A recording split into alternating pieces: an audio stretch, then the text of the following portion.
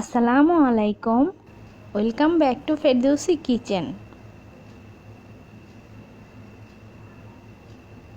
নিহারি রান্নার জন্য আমি এখানে গরুর একটি পা নিয়েছি এবং খুরের যে অংশটা আছে ওইটা পরিষ্কার করে উপরের কালো আবরণটি তুলে এটি ভালোভাবে ধুয়ে নিয়েছি। এবার আমি মশলাগুলো অ্যাড করে দিব।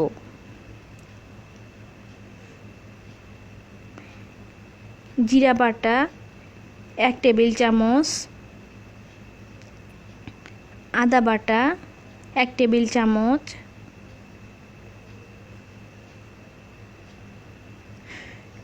পেঁয়াজ রসুন বাটা 2 টেবিল চামচ। পেঁয়াজ আর রসুনটা আমি একসাথে মিক্সড করে দিয়েছি। 1 টিস্পুন হলুদের গুঁড়া, 1 টিস্পুন মরিচের গুঁড়া, 1 টিস্পুন ধনিয়া গুঁড়া, পরিমাণ মতো লবণ। লবণটা চেখে পরে দেওয়া যাবে, সেজন্য আগে অল্প দেওয়াই ভালো। পরিমাণ মতো তেল দিয়ে দিবেন। আমি এখানে হাফ কাপের মতো তেল দিয়েছি। পেঁয়াজ কুচি সামান্য কিছু, মরিচ কুচি। ঝালটা যে যেমন খাবেন সেই অনুযায়ী দিয়ে নেবেন।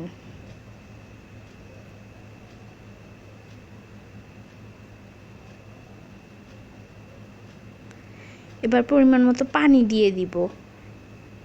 আমার পাতিলটা ছোট হয়, আমাকে হয়তো আবারও পানি দিতে হবে, কিন্তু এমনভাবে পানি দিবেন না যাতে বলক উঠলে পড়ে যায়। এখানে আমি কালো এলাচ নিয়েছি 2টা, তেজপাতা 1টা, আর দারচিনি 3-4টি। নিহারি রান্নার জন্য প্রথমে চুলার আঁচটি বাড়িয়ে দিবেন। যখন বলক চলে আসবে তখন মিডিয়াম আঁচে রেখে এটা সিদ্ধ করতে দিবেন। আমি একটি পায়ের জন্য যে পরিমাণ মশলা নিয়েছি, আপনারা 3-4টি পা যদি রান্না করতে চান মশলাটা কম বেশি করে নিতে পারেন। নিহারি রান্নার ক্ষেত্রে এখানে একটা টিপস আপনাদের সাথে শেয়ার করছি। নিহারিতে খুব বেশি মশলা আবার খুব কম মশলা দুটোই দিলে একদমই খেতে ভালো লাগবে না। আমরা গরুর মাংসের জন্য যে পরিমাণ মশলা মাংসতে ব্যবহার করি, নিহারিতে তার চেয়ে কম মশলা ব্যবহার করতে হবে। আবার এতটাই কম করা যাবে না যাতে খেতে না ভালো লাগে। এখানে আমার পাতিলের পানিটা শুকিয়ে গিয়েছিল, আমি আবারও কিছু পানি দিয়েছি, যে ভিডিওটা করতে আমি ভুলে গিয়েছিলাম।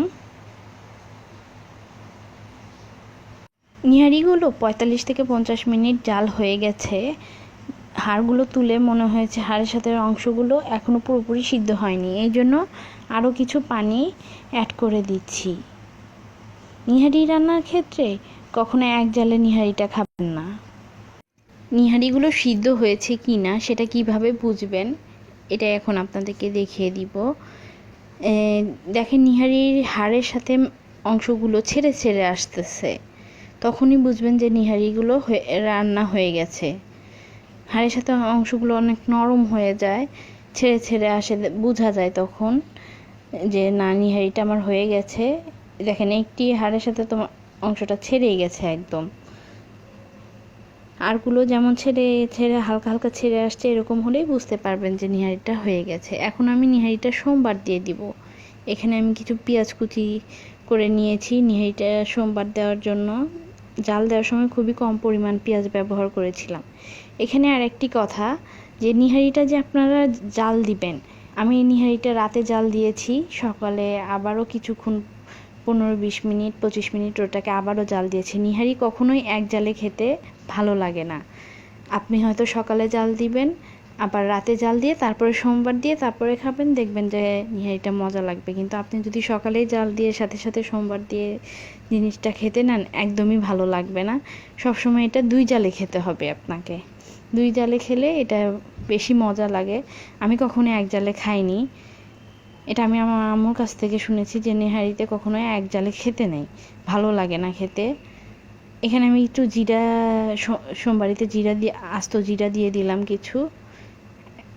পেঁয়াজটা একটু লাল হয়ে আসলেই নিহারির মধ্যে ঢেলে দিব।